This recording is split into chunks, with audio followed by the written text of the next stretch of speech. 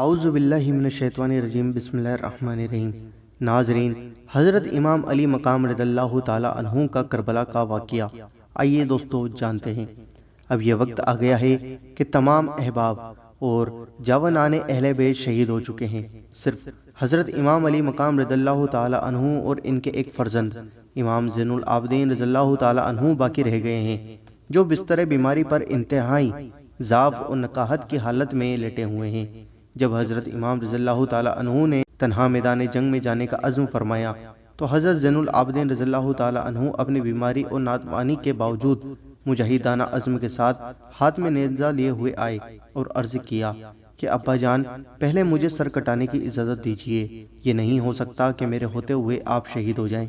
حضرت امام نے فرمایا کہ بیٹا، میں تمہیں ہرگز کبھی میدان جنگ کی اجازت نہیں دے سکتا، کیونکہ تمہارے سوا اب اہل بیت کی ان مستورات کا کوئی محرم باقی نہیں رہ گیا ہے۔ ان بے کسان غریب الوطن کو وطن تک کون پہنچائے گا اور ان کی نگہ دست اور خبر گیری کون کرے گا؟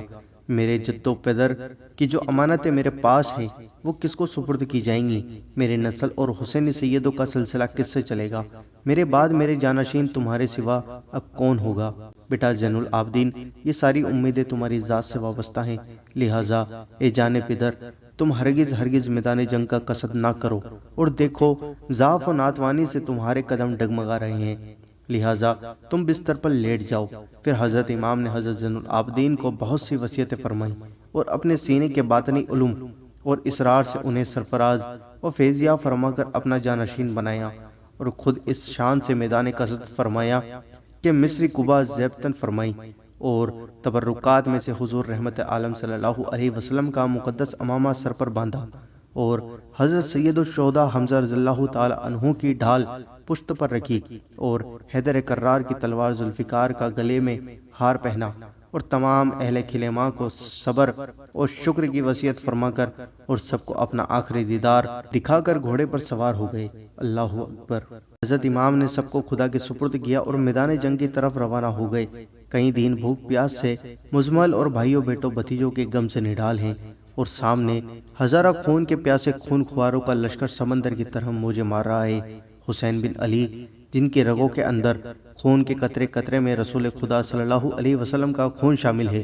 ان مصائب اور عالم کے ہجوم میں بھی صبر اور تحمل اور عزم اور استقامت کا پہاڑ بن کر خون خوار اشرار کے مقابل مجاہدانہ شان اور شوکت کے ساتھ کھڑے ہوئے ہیں، اور پہلے اپنی پرزلال آواز اور مجاہدانہ لہجے میں ایک ولولہ انگیز چیز پڑھی، جس کے چند اشعار آپ بھی سنیے۔ حضرت امام نے فرمایا کہ میرا باپ سورج ہے اور میری ماں چاند، اور میں ستارہ ہوں اور ان دونوں چاند اور سورج کا بیٹا ہوں۔ تمام مخلوق میں کس کا نانا میرے نانا کے مثل ہے، اور تمام جن و انس میں کون ہے جس کی ماں میرے جیسی ہو؟ فاطمہ زہرا میری ماں ہے، اور میرے باپ زلزل سوار اور ایک کمان سے 2 تیر چلانے والے ہیں۔ میرے باپ نے بدر واحد اور حنین کی لڑائیوں میں بڑے بڑے دلوروں کو شکست دے دی ہے۔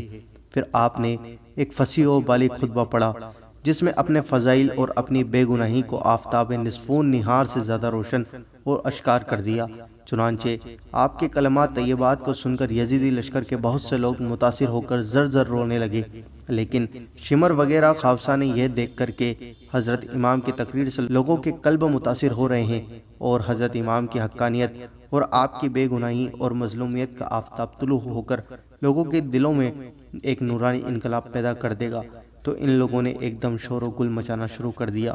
کہ آپ یا تو یزید کی بیعت کر لیں یا پھر جنگ کے لیے تیار ہو جائیے، اس کے علاوہ ہم کو سننے کے لیے تیار نہیں ہیں۔ حضرت امام نے فرمایا کہ قرباتینوں، مجھے معلوم ہے کہ تمہارے دلوں پر باطنی شقاوت کی مہر لگ چکی ہے، لیکن میرا یہ خطبہ صرف اطمینان حجت کے لیے تھا تاکہ قیامت کے دن تم یہ نہ کہہ سکو کہ ہم نے حق اور امام برحق کو پہچانا نہیں تھا، اس لیے لا علمی میں ہم نے اہل بیت کا خون بہایا تھا۔ الحمدللہ کہ میں تمہارے یہ عذر ختم کر چکا۔ اب رہا یزید کی بیعت کا سوال، تو یہ مجھ سے کبھی ہرگز نہیں ہو سکتا کہ میں باطل کے سامنے سر جھکاؤں اور اپنا پاک ہاتھ یزید پلید کے ناپاک ہاتھ پر رکھ کر بیعت کروں، لہٰذا اب تم اپنا ارادہ پورا کر لو اور جس کو میرے مقابلے کے لیے بھیجنا چاہتے ہو اس کو میرے سامنے بھیج دو۔ ابن سعد نے سب سے پہلے تعمیم لئیم کو جو ملک شام کا ایک نامور سردار تھا جنگ کے لیے بھیجا، اور وہ بے حیا یزید کے انعام و اکرام کے لالچ میں ابن رسول اللہ صلی اللہ علیہ وسلم کا سر کاٹنے کے لیے نہایت غرور کے ساتھ تلوار چمکاتا ہوا آیا،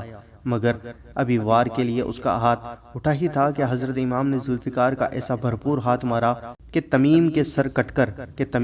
کٹ کر گیند کی طرح دور جا کر گرا۔ پھر یزید ابطحی، جس کی دلاوری عراق و مصر بلکہ شام و روم تک دھوم مچی ہوئی تھی، نہایت متکبرانہ انداز میں شیطانی چال چلتا ہوا حملے کے لیے آیا اور آگے بڑھا، اور ایک دم اچانک حضرت امام پر تلوار چلا دی، مگر آپ نے اس کے وار سے بچ کر اس کی کمر پر ایسی تلوار ماری کہ وہ ککڑی کی طرح کٹ کر دو ٹکڑے ہو گیا۔ پھر ابن سعد کا حکم پا کر ایک تیسرا سرکش پہلوان نعرہ مارتے ہوئے، شور مچاتے ہوئے آگے بڑھا، اور آگے بڑھ کر گھمنڈ سے کہنے لگا کہ حسین بن علی، اب ہوشیار ہو جاؤ، میں وہ جنگ جو دلاور ہوں کہ پورے شام اور عراق میں میرے شجاعت کا ڈنکا بج رہا ہے۔ یہ کہہ کر وہ مست ہاتھی کی طرح جھومتا ہوا آگے بڑھا، اور فوج شرار کو یقین ہو گیا کہ یہ ضرور امام کا کام تمام کر دے گا۔ امام نے اس کی گستاخانہ چال دیکھی تو ڈانٹ کر فرمایا، اے شامی گنوار کے بیٹے، تو کس کے سامنے اتنی ڈینگے مار رہا ہے؟ کیا تو مجھے پہچانتا نہیں؟ ہوش کی دوا کر، ادھر ادھر مت دیکھ، سامنے نظر کر، تیرا مقابلہ فتح خیبر علی حیدر کے شجاعت کا وارث شیر نر کھڑا ہے۔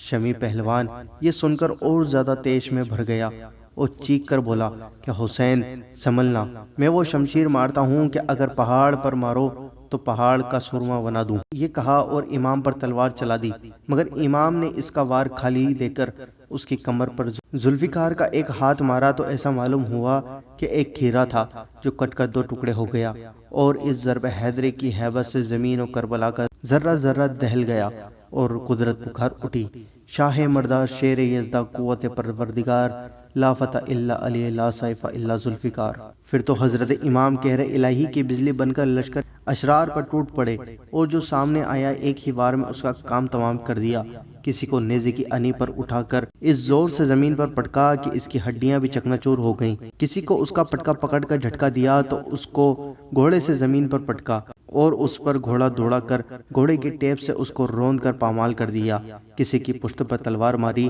تو وہ دو ٹکڑے ہو کر گھوڑے سے گر پڑا، کسی کے سر پر ذوالفقار کا وار کیا تو خود وہ مغفر کے پرزے پرزے اڑا دیے، کسی کی گردن پر شمشیر حیدری چلائی تو اس کا سر کٹ کر دور تک لٹکتا ہوا چلا گیا۔ گرز ریتیلے زمین کو دشمنوں کے خون سے رنگین بنا ڈالا، اور ریگستان کربلا میں بہادروں کے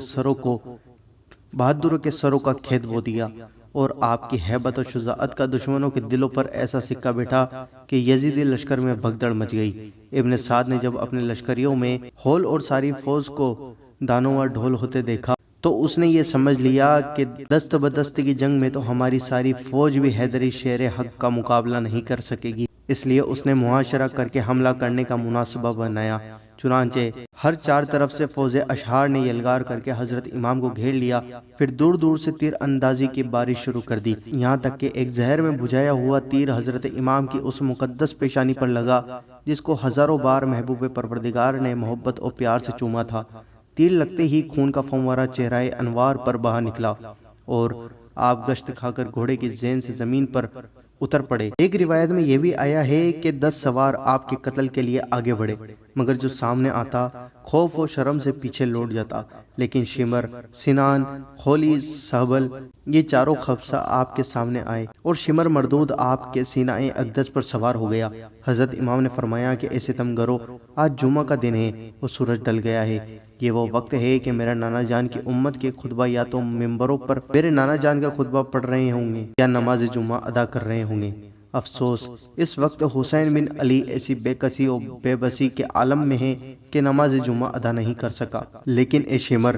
تو ذرا دیر کے لیے میرے سینے سے ہٹ جا تاکہ میں جس حال میں بھی ہوں خدا کا فرض ادا کر لوں۔ چنانچہ حضرت امام نے تیمم فرما کر نماز شروع کر دی، قرات بھی پڑھ لی، رکوع بھی کر لیا، سجدہ بھی کر لیا، مگر یہ سجدہ امام کی نماز کا تو پہلا ہی سجدہ تھا۔ ابھی آپ نے سجدے سے سر نہیں اٹھایا تھا کہ سنان نے نیزہ مارا اور شمر نے تلوار چلا دی، اور آپ شہید ہو گئے۔ پھر کھولی نے یا شبل نے آگے بڑھ کر سر اقدس کو تن مبارک سے جدا کر دیا اور حضرت امام علی مقام رضی اللہ تعالی عنہ کا وہ مقدس خون جس کے ایک ایک قطرے کی قیمت زمین اور آسمان اور اس جہاں کا سارا سامان بھی نہیں ہو سکتا۔ لیکن مسلمانوں، کربلا کی زمین کا ذرہ ذرہ قیامت تک یہ پکارتا اور اعلان کرتا رہے گا، جو زیر خنجر قاتل ادا نماز کرے، نماز ایسے نمازی پہ کیوں نہ ناز کرے۔ یہ ہے حضرت امام حسین رضی اللہ تعالی عنہ کی داستان اور یہی ہے کربلا کا واقعہ۔ حضرت امام حسین سب سے آخری میں شہید ہوئے تھے